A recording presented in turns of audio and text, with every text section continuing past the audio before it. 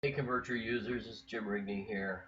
It's been a little while since I made some videos about some of the exciting new features that's going on. I thought I would take the opportunity to do it. I was one of the lucky ones actually with this header and footer. I was in the beta group and giving feedback as they were developing it, so I had a little bit of a jump start, and I took advantage of it. I actually used it for one of my current sites. I just picked up a new lawyer website, and through a recommend a referral through a local networking group, and I thought I would demo a couple things. One, how I'm using the menu, because I know sometimes that's a little tricky. A few things that I found that I need to kind of work around, and some suggestions. The menu element. And then also, I thought I would just demo the header and footer, how I used it, and how I love it. And I know there's recently a webinar, I think Neil went over it, but it always helps sometimes if you see it from a couple different perspectives. So I thought I'd give you that. And then, as always, I'll put all these videos into the gymtips.com. So feel free to go over to gymtips.com. It's a free membership site. Log in, and I'm going to probably restructure that site a little bit and start putting in different categories and everything, so it's a little bit easier to follow. I was just kind of dumping in all the videos, so there'll be some changes over there as well. So let's get started. Let's talk about the header footer. I may cut this video short and then go to the menu side and do another video on the menu. That way it keeps them kind of short. These can kind of grow out of proportion. Um, well, first of all, let's review my current site. What I'm using is the local law office, and just to be totally transparent, I negotiated a how I set it up. I know some of you are always curious about pricing. I told them it was $500 for a setup fee, and then I charge basically $100 a page up to about 10 pages, and then it gets over 10 pages, I discount the pages a little bit further, so maybe it goes down to $50 a page or something. So they're looking at about 10 to 12 pages. So this is going to be about a $1,500 site, and then I typically charge $50 a month hosting and maintenance, and I give them 1 hour of my time a month to do anything they need. Um, and then I also offer an annual payment for the maintenance, because some companies don't like to do the month to month. So I offer they can save 2 months if they pay annually. So it's 500 a year, 50 a month, or 500 a year. And I put them on some type of auto pay, so I don't have to chase them for it too. So, but this is the site. You can see this is using the header. I've also got the menu. I just put in a thing for the service on the menu because I thought it was a little scrunched together. I wanted to spread it apart. So what I did is I skipped every one. But the problem is, you can see you can actually see the empty spot too when I roll over it, even though there's no link. So I put that in the support desk and see if there's a way they can add a feature to spread these apart. But here's the site. Kind of walk through it. Um, I really thought the texture. I put a picture and then a colored background over the top of it, and changed the opacity to, I think, about 70-75%. So you kind of get that picture behind the header. It adds a little texture to the site. I think it classes it up a lot. The client's really excited about it. I should show you their current site. You can see why. But I did, the kind of the parallax thing, the fixed background image here, so you can see it starts with the flag behind him and it kind of moves up. And then I did the rollover feature here for the boxes. So I may actually walk through this whole site and put it out there on gymtips.com, so some of you that are interested, you might be able to see that.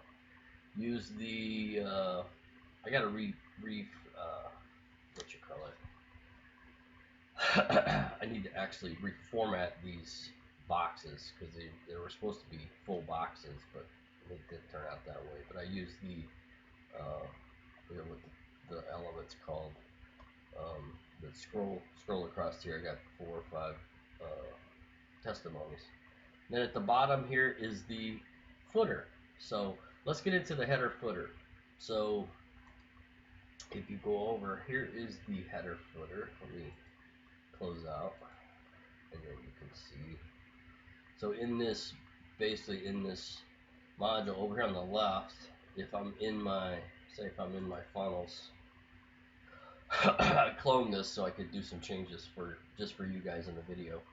But when you go into the actual funnel, you'll see over on the left, header footer. You click on the header footer. Now I can update this master header and footer right here. And this is where I started. And then once you start getting into editing stuff, you can actually edit it right in your page, which is nice as well. With this header footer,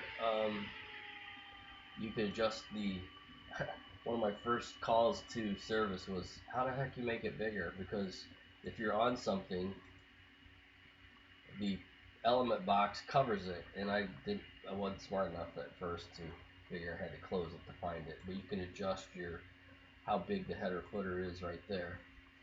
And let me go over to this one. This is a blank one. Let's create that one that I just showed you as part of this video. So let's update image. I think it was this guy. I got that off of Pixabay. It's pretty nice. And then I just made it wide, right? And then I just created a panel, and I'll make that baby wide as well. Oops, that's center, sorry. And then I'm going to change the background color on that panel, and I'm going to make it, I think it is roughly, say, a little darker. And then I'm going to change the opacity here, knock it down to, I think it was about 70 is what I did.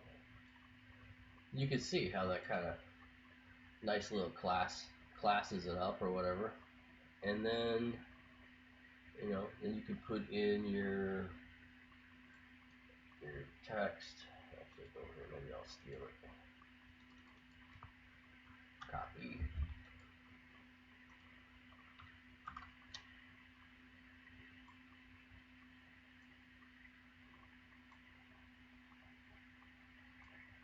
Let's make center that, and then let's click on the box and let's center that. How about that? Just kind of recreating this for you so you can see. Copy that. And let's do another text box.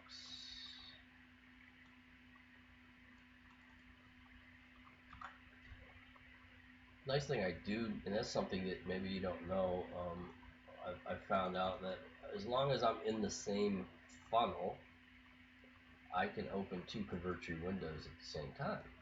And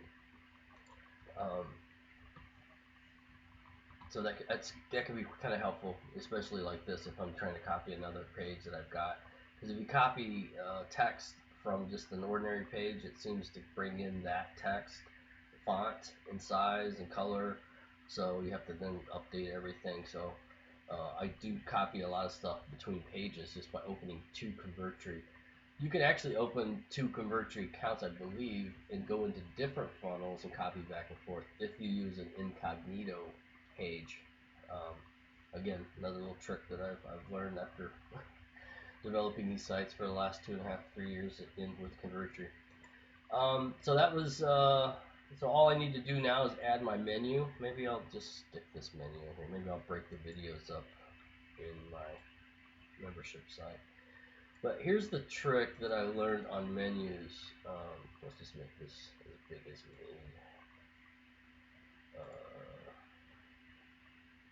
Not sure how big I want that header. If you guys also, you know, hit me up in the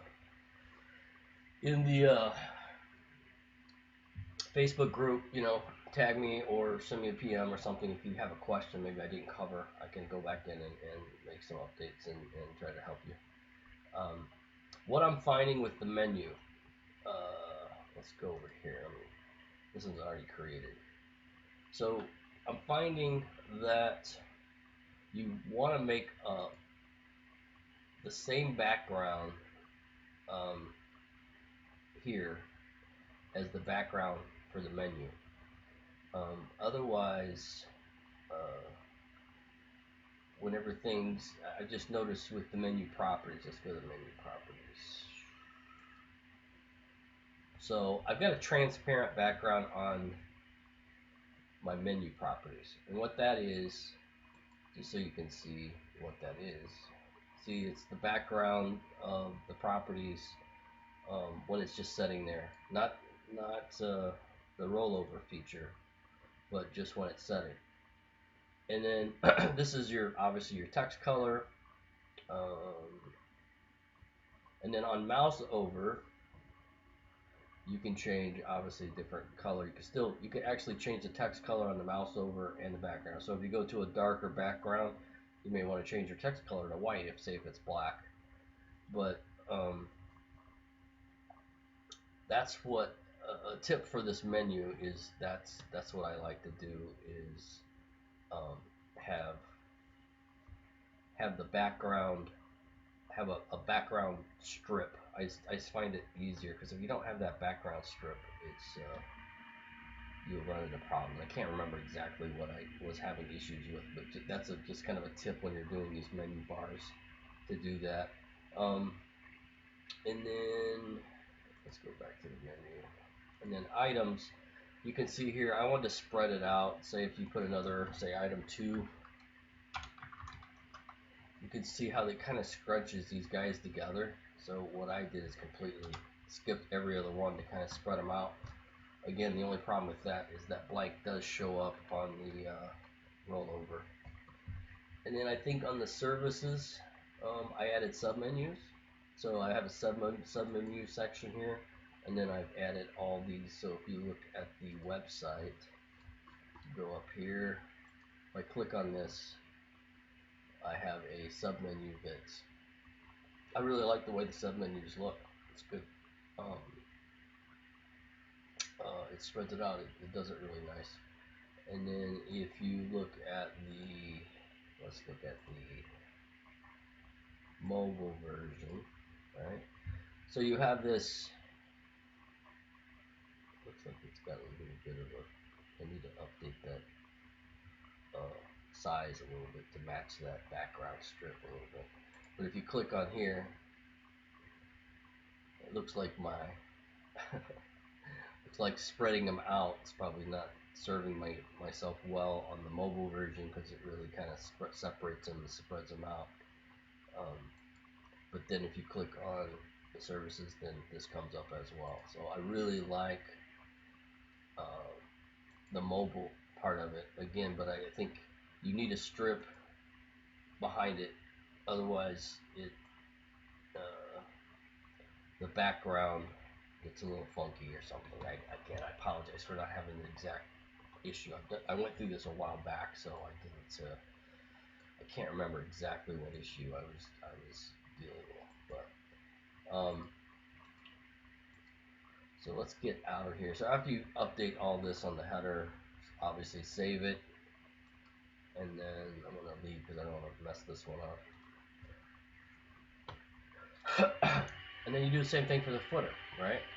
And then you get inside your funnel. Open, please.